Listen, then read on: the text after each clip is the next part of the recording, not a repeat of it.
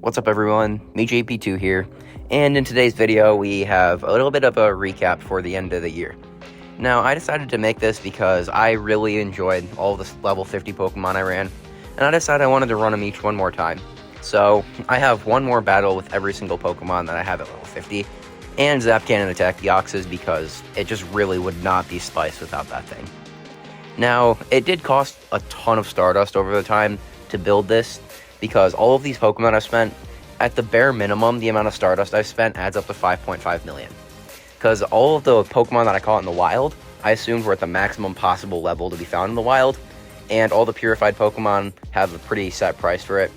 And then, I also did not even factor in giving all of them a second move, so it probably would be closer to 6 million, but I didn't even factor that part in, so it doesn't really matter. Anyways, that's pretty much it. Let's get into the battles.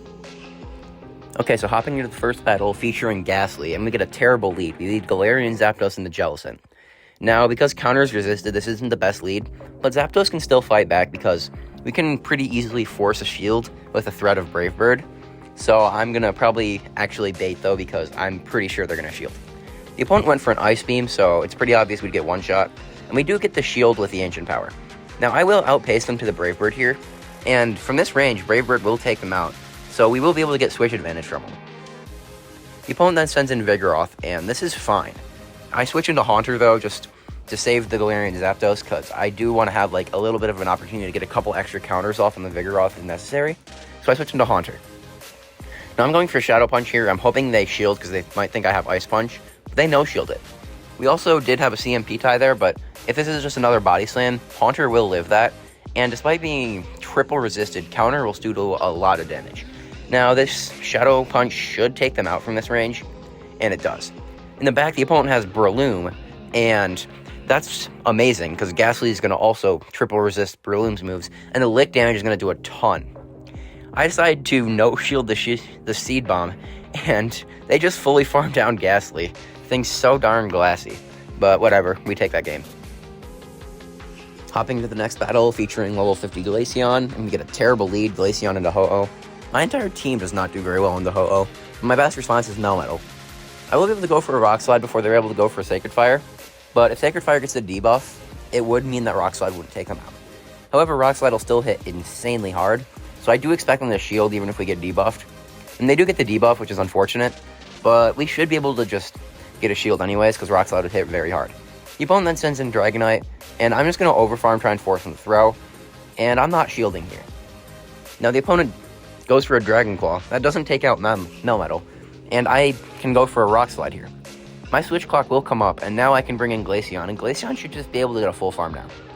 The opponent could go for a Superpower here, and that would probably take out Glaceon, but they don't for some reason, and we just get a full Ice Shard farm down. The opponent then sends in the Ho-Oh, and I'm just going for the Icy Wind. I need to debuff their Incinerate damage, and an Avalanche still wouldn't take them out. We don't get the new mechanic, which is awful, but it doesn't hurt us too much. Now, Melmetal did have the Rock Slide, so they're forced to go for a move. They go for the Sacred Fire, though, which is kind of confusing, but whatever. I'm assuming they thought they'd only get to, like, one move or something. But then the opponent brings in Dialga, and having Shadow Machamp is perfect here, because we should be able to just take him out with a Cross Chop and leave with the Rock Slide. Yes, I throw in Alignment. No, I don't care, because this Rock Slide will take them out, so we take that game. Hopping into the next battle featuring level 50 Eevee, we lead Serperior into Pelipper. This is not the best lead, simply because of the fact that we're going to get hit for super effective damage by Wing Attack. But on the bright side, if we get a Leaf Tornado debuff, that'll do a lot less damage, and they still need to go for a Hurricane to take us out. Weather Ball will just not do anything to Serperior. Make it to another Leaf Tornado, and we get both shields, which I was not expecting, but I'll take it. The opponent has to go for a Hurricane here, and they just bait. And then they switch out into Stunfisk. Now, Leaf Tornado, if it gets the debuff, will be perfect. And it doesn't get the debuff, which is unfortunate. But Eevee with a 2-shield advantage will easily obliterate this Stunfisk. I shielded at the last second. I didn't want to risk taking an Earthquake. But now they should not have an Earthquake here. They go for a Rock Slide. Eevee tanks that very well. Eevee is one of the bulkier level 50s that I have. And we're going to be able to go for a Dig. And we're going to be able to go for another Dig. We do lose CMP, which is unfortunate, but it doesn't really matter in the end because I just want to get this Stunfisk out of here. I go for the Undercharge, though, and the undercharge gets them pretty low, and we get the perfect undercharge because we take them out right when they make the rock slide. We're able to leave with a lot of energy now, and we'll make it to back-to-back body slams to throw into the Swampert. I highly doubt that they're going to actually throw the Hydro Cannon on CMP, though. They're just going to want to go for the farm down. So we do go for the second body slam. Now, they do have to throw here now, because we would probably get them into one Vine Whip range. So we do bring in Superior, and the opponent switches out into Pelipper, and I try to switch out into Skarmory, but they just get the snipe with the Hurricane, and this doesn't look too good anymore. I need to make it to back-to-back Sky Attacks, because otherwise, Swampert will probably make it to a Hydro Cannon before we make it to a move. And, well, we probably would tank a Hydro Cannon from this range. I don't want to risk it. And I should be able to make it to back-to-back Sky Attacks here. They go for the Weather Ball, but we should be able to make it to almost the back-to-back Sky Attacks. I think I'm one off here. But the first Sky Attack will take out the Pelipper, and the Swampert is not at a move, so we are able to make it to one more Sky Attack, and we'll be able to take that game. Hopping into the next battle featuring level 50 Azumarill, and we get a pretty good lead. We lead Lurantis into Poliwrath. I'm expecting the opponent to catch here, so I wait a turn, and they switch out into Virizion. Now I bring in Moltres, and I will make it to Ancient Power on the CMP tie, and the opponent might shield if they have Stone Edge, and they do. Now, I'm pretty sure they shielded because they thought I was at a Sky Attack. No, but if they shield, I'm definitely shielding because they're definitely running Stone Edge then. And I will be able to make it to an Ancient Power right before they make it to a second Stone Edge. And unless the opponent wants to go down a shield, then they'll have to end up no shielding. The opponent then brings out the Poliwrath, and we will be able to tank an Icy Wind, but they just go for the Scald, wanting the KO. And the opponent brings in Cobalion, so they're running double Swords of Justice in the back. Now, we go for the Superpower, grab a shield, and we bring in Azumarill. And the thing about Azumarill is that despite being a very low combat power, this thing does tank 2 Stone Edges, so they will have to go for 2 Stone Edges and a Sacred Sword to take us out. I missed the Excellent on this Play Rough, unfortunately, but it doesn't matter too much. Now, I will be able to make it to a Play Rough, I think, one double kick before they make it to another Stone Edge. Sorry, make it to a Sacred Sword to take us out, and we are barely able to. The problem is that this Play Rough will not take them out. It'll get them fairly low, but it won't take them out, and now Lurantis will have to eat 2 Sacred Swords. I do have a shield, though, so I can block one of them, but I do, in the end, have to tank at least 1 Sacred Sword anyways. I do predict they're about to switch out after this because they don't want to get farmed down, and that's exactly what they do. Fortunately, we leave with a Leaf Blade. Leaf Blade will do a ton of damage to the Poliwrath, and we should be able to just farm them down. Now, it all depends on whether Lurantis can live a double kick, and we can, and we barely make it to this Leaf Blade, and Leaf Blade will take out the Cobalion, and we take that game. Hopping into the next battle featuring level 50 Vulpix, and we lead Galarian Zapdos into Poliwrath. This looks like a very good lead on paper, but the problem is the fact that Zapdos is also a flying type, which does mean that it does take super effective from Icy Wind. On the bright side, we do get a shield with the Ancient Power, but they will be able to debuff us here. They go for the Icy Wind, gets the guaranteed debuff, and at this point, I just decide to double shield and try and get a farm down, but I really doubt that I'm going to be able to get it. The opponent goes for the Icy Wind. At this point, I just decide to farm up to the Ancient Power and try to go for a CMP tie. The opponent doesn't throw, though, so it looks like they probably won't shield, and they don't. I farm up to a Brave Bird, though, and switch out into Ninetails. The opponent brings in a Lickitung. Now, at this point, I realize that I can't really hit this Lickitung for much damage, but I can pretend like I can if I farm up enough to get to an Overheat. Now, the opponent will go for a move here, and I should be able to get to enough Fire Spins to make it look like I have an Overheat, and this might get a shield from the opponent. Now, the opponent does commit the shield on the Weather Ball because Overheat would take them out, and they go for another Body Slam. Now, Ninetails does tank it because I have a fairly high rank Ninetails, and I will be able to make it to a Weather Ball. Now, this gets the Lickitung into very good farm down range because Vulpix should be able to get a lot of energy off of it, and this Body Slam still won't take out Vulpix. Now they go for the Body Slam, Vulpix lives it, we leave with a decent amount of energy. We make it to the back-to-back Weather Balls, and it's a moment of truth. Does this two-shot the Skarmory? And it does not look like it will. We can go for the second Weather Ball. Weather Ball will get them very low, but we have to make it to another one, and Skarmory will outpace us. Fortunately, they are forced to throw, and Zapdos did leave with a move, so we will be able to just take him out with Ancient Power, but I really wanted to see Vulpix take out that Skarmory. Anyways, Zapdos goes for the Ancient Power, the opponent force quits the app, and the Ancient Power will take him out, and we are able to take that game. Hopping into the next battle, leading Talonflame into Swampert. This is the battle featuring Fomantis, and we're immediately going to switch out into Lurantis because we have two much better responses in the back. We keep farming, and the opponent brings in Carbink, and that is no response to the Lurantis. We go for the Leaf Blade, and we actually grab a shield. Now, we should tank a Rock Slide here, so we might even be able to pressure both shields off of them with these Leaf Blades. And at this point, they can go for a Rock Slide, but Lurantis does live this. Now, they go for the Rock Slide. It does a decent amount of damage. We make it to another Leaf Blade, and this will take them out. So it's all up to whether or not the opponent wants to shield. They go for the Leaf Blade, and they shield it. And now we can bring in Fomantis. We should be able to get some farm here.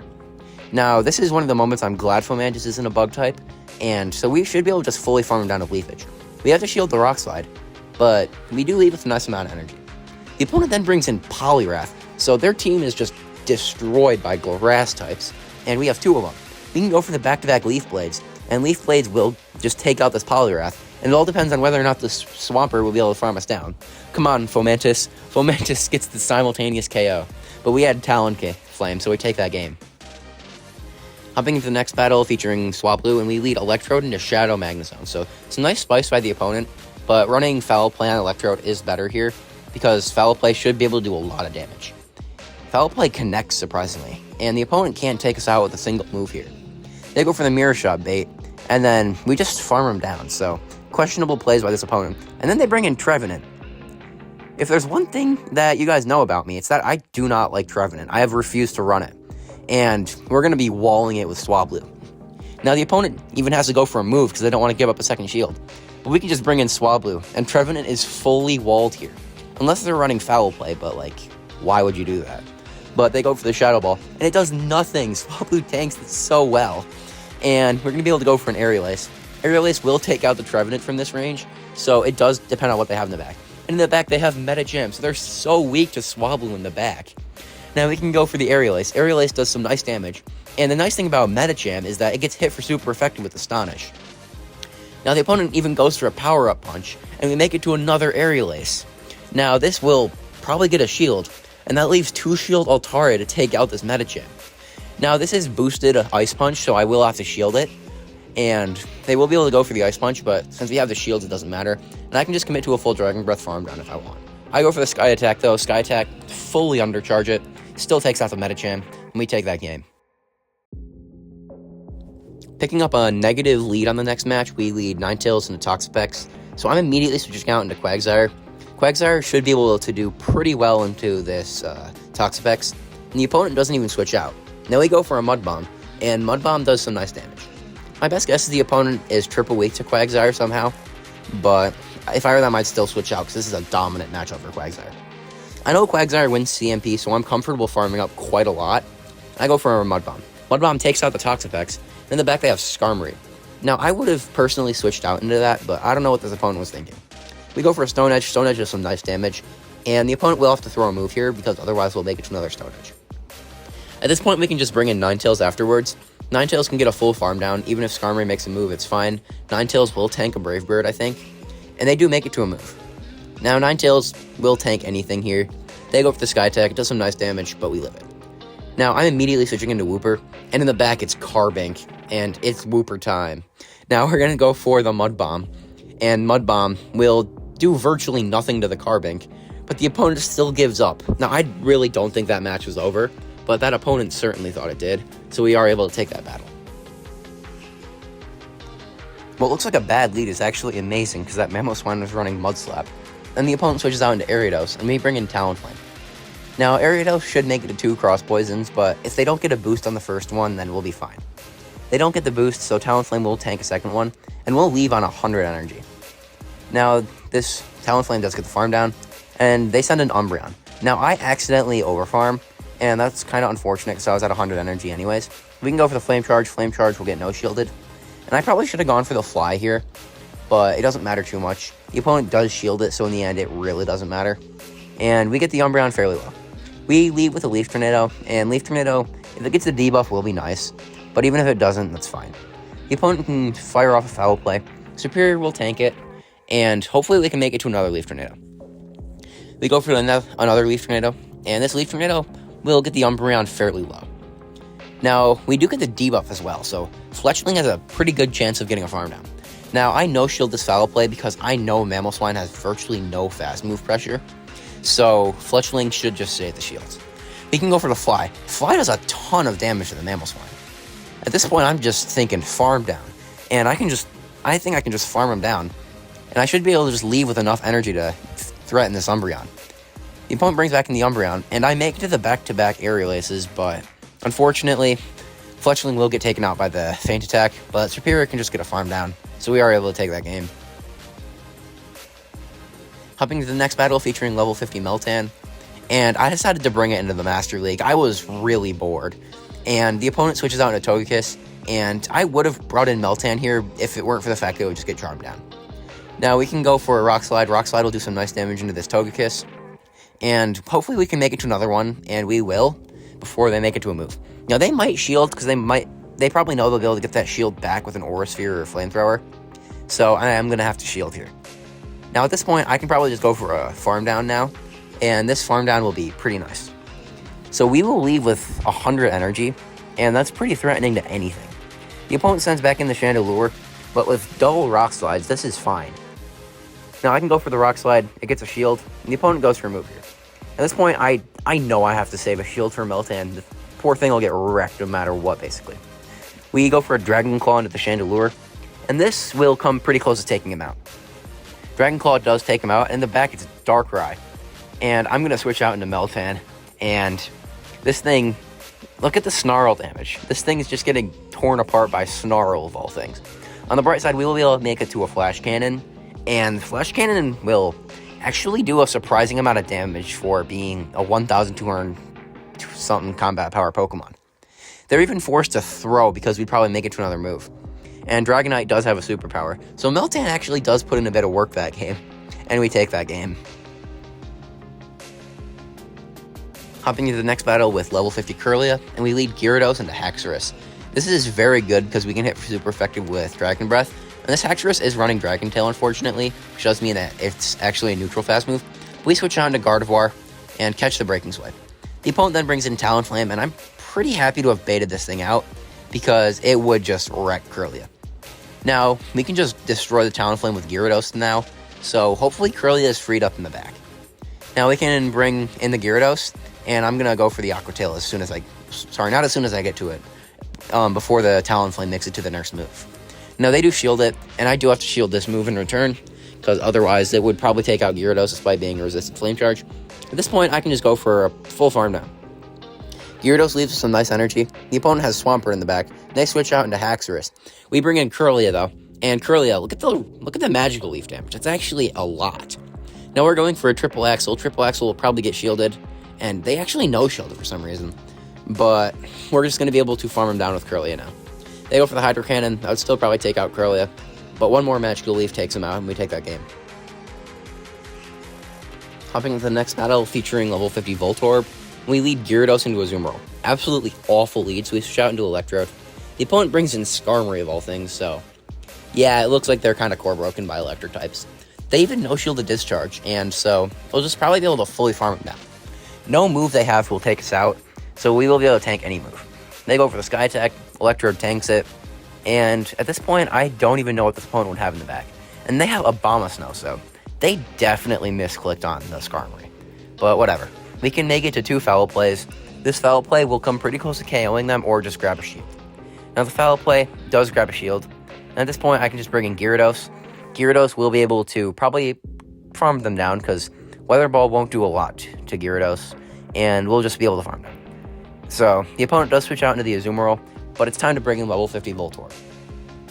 Now the opponent probably was not expecting this, and they're going to go for an Ice Beam. Voltorb is still pretty glassy, so it would probably not like an Ice Beam, so I do have to shield it. We get a shield back from the Discharge, though, and the opponent will not be able to make it to 2 moves before we make it to the next Discharge. So they can try to make it to another Ice Beam, and we're going to overfarm a ton and throw right before they make it to the next Ice Beam, and this Discharge will take them out, and we will be able to make it to another Discharge into the Abomasnow. So Voltorb able to clutch up in the end game, and we're able to take that game.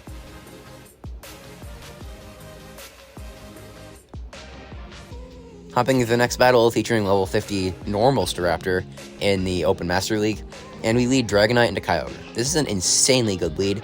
The opponent's not even switching out, so I don't really know what they'd have that didn't want to see Dragonite, but this opponent farms up to 8 Waterfalls, which means this can only be a Thunder or Origin Pulse. If they'd farmed up one more, I probably would have shielded because it could have been a Blizzard, but since they didn't, I don't shield. Now, I have a ton of energy here, so I should be able to make it to quite a few Dragon Claws. His opponent looks like they're just trying to get a full farm down of Dragonite. They realize they're not going to get it, and then they switch into Groudon of all things. So, at this point, it's time to bring in Staraptor. This is where I'm glad to have the normal one, because the normal one does tank Fire Punches fairly well, and still does not really have a good way of taking out the Groudon with a single fly. At this point, they are pretty low, though, and so I will have to shield this Fire Punch, because regular Staraptor is still extremely glassy, and I will be able to go for a fly. I'm going to undercharge this a bit. Hopefully I can get a bit of farm, and I get the perfect undercharge, get 2 extra wing attacks. The opponent has a Lugia on the back, and so it looks like Staraptor with this energy advantage might actually be able to take out that Lugia, because it looks like 3 flies plus the wing attacks will get the KO. Now they go for the second fly. Fly does some nice damage, and the opponent switches out into Kyogre, and they have a move. Now they can go for the Surf, but I can shield it, and probably just switch out into Dragonite, and get KO'd. But that's perfect because we can bring in Staraptor, get 1 extra wing attack, and I throw right away, which is kind of a mistake because that Dragon Tail goes through, and because of that, I don't get the farm down. On the bright side, Melmetal can just come in and take that game for us, though, so it doesn't really matter. Hopping into the next battle, and we are using level 50 Shadow Staraptor this time, and we lead Dragonite into Dragon Tail Garchomp. Now, we will be able to make it to a Dragon Claw before they make it to a Sand Tomb, and Dragon Claw should get a shield. Now, if they decide to just fully farm us down, we'll make it to another move. And I decided to shield right here. This is kind of a mistake because it could have been a Sand Tomb, but it was actually the Outrage, so I am able to just make it to another Dragon Claw because of that. And Dragon Claw will just take him out, so we are able to take Switch. The opponent sends in Confusion Mewtwo, and Staraptor really doesn't want to see that. Psy Strike would still one-shot Shadow Staraptor from full health, and so I just bring in Melmetal. Now, the opponent will go for a move here. I don't have to shield it. They do not have enough for a Focus Blast. They go for a Psy Strike. Psy Strike does some nice damage, but Melmetal tanks it. I'm going to go for the Rock Slide. Rock Slide will not take them out from this range, but I'm hoping they'll just shield, and the extra Thunder Shocks will get them into a range. Now, they can go for another Psy Strike here, but Melmetal will tank it, and we'll be able to go for another Rock Slide. This should come pretty close to taking them out, so I can probably just switch out into Staraptor. And in the back, the opponent has Kyogre, and up a shield, Staraptor will close this game. Since we have the Shadow, 2 flies should easily take him out, and the first fly does a lot of damage, and the opponent does go for a Surf, but Staraptor should be able to make it to another fly. The opponent is going to try and farm us down, but they are not able to. We make it to the next fly. This fly will take out the Kyogre, and we take that game. Hopping into the final battle, and it would just not be spiced without Attack Deoxys, and we lead Pidgeot into Seismitoad, which is an amazing lead.